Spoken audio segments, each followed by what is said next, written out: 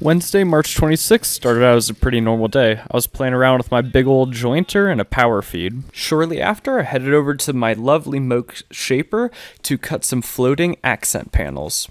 Pretty quickly into the milling, I heard a pretty loud bang, bang, bang, and lo and behold, the big old flywheel had somehow cracked and snapped, snapping the belt along with it. But unfortunately, this was the least of my problems for that day, because shortly after, I had to record this video. All right, it is Wednesday, March 26th.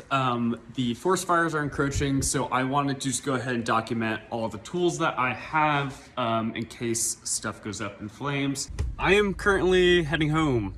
I got a van full of my important light stuff, and there's a forest fire. Tomorrow will be the 6-month anniversary of the hurricane that ruined my last business experience. And now there's a forest fire that is getting closer and closer to my current shop.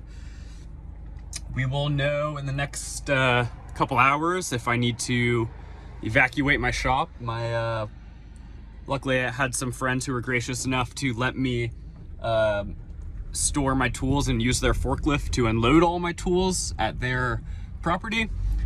Hopefully that doesn't happen, but fingers crossed. All right, I'm about 20 minutes away from my shop, and all of that's the wildfire smoke. Right over there, about 20 minutes, is my shop. I'm getting ready to rent some U-Hauls. Right, currently I'm at my old shop. My old landlord is kind enough to let me borrow his trailer, and oh, it's kind of hard to see, but all that's the wildfire. That's where my new shop is, right over that hill.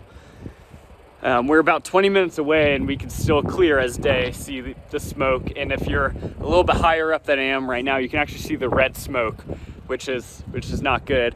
So tomorrow morning, as soon as we can get the U-Haul, everybody's panicking, and there's only one U-Haul left in the whole county. And I reserved it for tomorrow, and we are going to move everything to my other good friend Tyler at Underground Salvage. He's gonna let me store all my stuff there until the fire blows over. But whew, everything's fine. It's all going so well. We're doing so good, being so proactive, and there nothing's wrong. Nothing's wrong. Oh, nothing's wrong. Oh. What's up? We got the wide belt out, which used to be right here. We got the planer. Oh god, you can't see it. We got the planer out.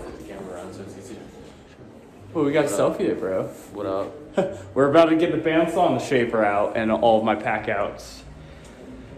It is extremely smoky, and we are getting out of here. The next day at 8 a.m., we were able to get the U-Haul and headed up to the shop to start packing stuff out.